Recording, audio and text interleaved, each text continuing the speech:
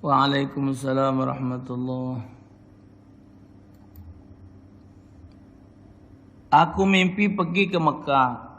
Lalu disuruh aku tawaf, lalu aku keliling Ka'bah. Pas aku berhenti di depan pintu Ka'bah, lalu aku masuk ke dalam Ka'bah, lalu aku nangis mohon ampun pada Allah segala dosaku. Apa arti ini makna wallahu alam? Ana tidak paham soal mimpi-mimpi ini. Adonian jawabannya. Cari di buku-buku yang penjelasan soal mimpi. Ada yang bahasa Arab, ada juga yang sudah Indonesia. Makna-makna daripada mimpi. Kalau saya tidak paham ini. Apa hukumnya jika kita sudah ambil wudhu, senggolan sama ponaan laki-laki, batal apa tidak? Ponaan tidak ada batal wudhu, ibu. Madai dengan ponaan batal. Kalau ponaan batal, baca kawin sama ponaan. Tidak batal. Apa arti mu'awidat? Dia mu'awidat. Wallahu alam.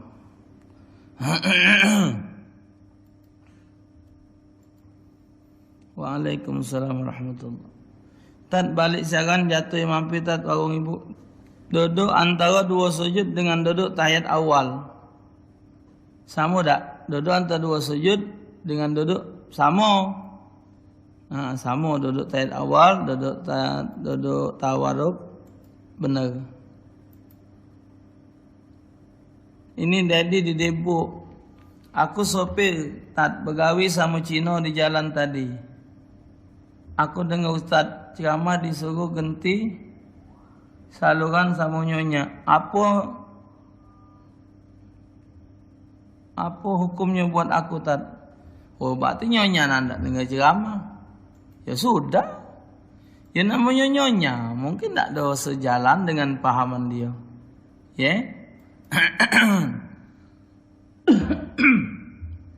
Ya awak baik dengar ceramah. Nyonya juga dengar, mana nak ngamal ke nya?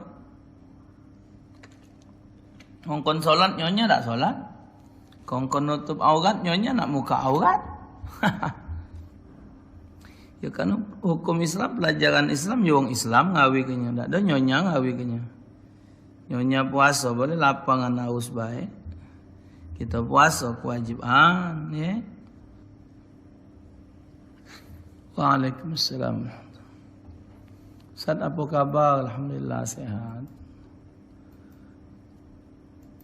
Nani jarang sakit. Tapi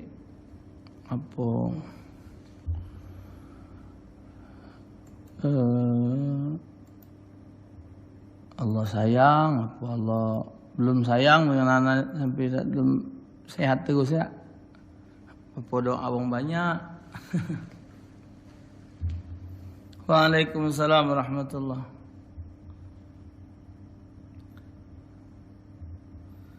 Pak Ustadz, saya pegawai dari satu toko. Lama saya sudah bekerja di toko itu, sekarang saya berhenti Pak Ustadz. Karena saya bekerja tempat lain. Berdosakah bos saya bila tidak memberikan saya pesangon? Kan ada aturan, itu aturan kerja itu macam mana, anda tak paham. Bukannya urusan anak itu. Ada tanya di departemen apa namanya? Tenaga kerja. Itu ada macam mana cara-caranya, wallah alam. Ya tinggal kita nyadari terhadap anak buah gitu tak. Waalaikumsalam warahmatullahi. Bolehkah saya sakit hati dengan mantan pacar saya yang meninggalkan saya? Oh sudah, belum jodoh tu tak perlu nak direbut ke, oi. Jangan ke kamu pacaran. Wong laki bini lah pacar bercerai tu tidak? Wong laki bini lah pacar bercerai. Nah, fikirkan itu. Yang hebat lagi tu lah tua bangko, lah bercucung lah berpuluh-puluh. Bercerai. Ya Allah, ribut soal apa?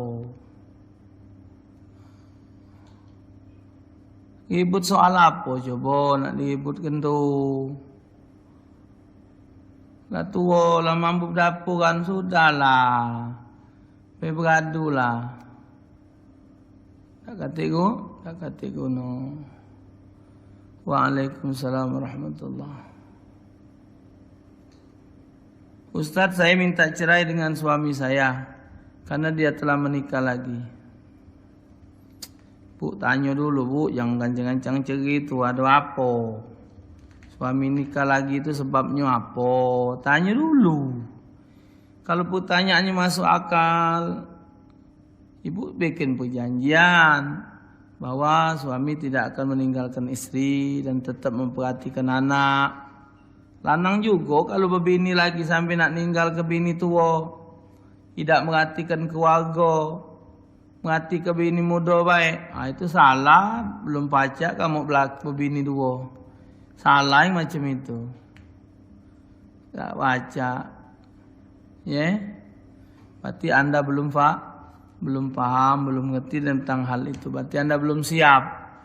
Berarti nikah itu cuma sekadar dengan hawa nafsu. Pak Ustaz, waktu salat asar itu sampai jam berapa bisa kita lakukan? Sebelum maghrib masih baca. Sebelum maghrib masih baca. Berdosa tak kalau suami tak bisa mencukupi kebutuhan istri? Terus apa hukumnya kalau istri tidak menghargai penghasilan suami? Salah satu penyebab wanita tidak mencium bau syurga adalah wanita yang tidak dapat menghargai hasil suami. Itu. Jadi kalau dia hanya sebagai seorang istri, yo hidup ini kan wama min dabbatin fil ardi illa 'ala Allahi rizquha. Tak ada barang melata di dunia ini kecuali Allah yang nanggung rezekinya. Di dunia ini siapa yang lahir di pucuk dunia ini, pokoknya yakin bahwa itu diatur Allah kalau pasti ada rezekinya. Tak pacak dipastikan. Besar kecilnya wallahu a'lam. Artinya yang hidup dunia ini adalah yang kita cari, yang kita belum punya. Yang kita pasti sudah dapat itu tak usah dicari. Macam rezeki sudah diatur. Nasib lah ada ketentuan. Ulang lagi, kita berdagang, bergawe, berjualan, aktivitas segala macam di luar rumah itu cuma sekadar ikhtiar. Ikhtiar. Tapi ikhtiar kita tu tidak dapat memberi bekas. Tak ada dengan kita bergawe tu lantas kita jadi orang kaya. Kita berdagang tu lantas kita jadi orang berduit. Tak ada, belum tentu. Bahkan kadang-kadang dia bergawe tak ada berhasil tanpa menambah beban. Ada. Assalamualaikum warahmatullahi. Di internet ujinya pisang goreng haram. Setelah dibaca ujinya digoreng sama minyak babi. Nah, mana saat kalau kita tak sengaja terbeli? Yo, kalau kita nak ngambil hukum fikih kan, selagi kita tidak tahu benda itu najis, tak apa-apa. Tapi kalau kita tahu itu najis, ya haram. Tapi kalau kita balik dalam ilmu tasawuf, kita memiliki sifat warak, sifat kehati-hatian, nah, insyaAllah lebih baik hasil kita dewek ngoreng beli pisang lilin, pisang jembun, pisang apa kita beli, ngoreng dewek di rumah, jadi gendum. Setelah itu sudah tu kita punya keju, misal keju tu keluaran dari Malaysia yang bagus, karena di sana dikelola dengan keju Islami. Maka keju yang ada ni kita agak ragu. Ustaz, ngapalah sekarang banyaknya wong yang serik dengan aku? Apa ujian? Ini kan sudah awak tanya saya gitu. Perasaan awak baik wong serik. Lantak wong serik dengan kita. Aku barulah punya anak pertama, tapi anak aku ni meninggal. Cuma hati aku ni rasanya berat dan tolong saya doa ke yo. Jawabnya cuma siko. Apakah anda tidak senang, tak bersyukur kepada Allah? Anak anda akan menjadi penduduk syurga?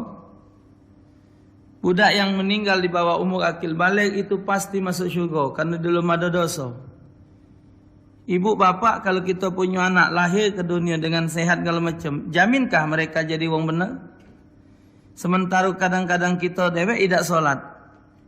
kita tidak baca ngaji, kita tidak solat, kita tidak ibadat, mangko anak mati nak kita tangisi seolah-olah ada penyesalan.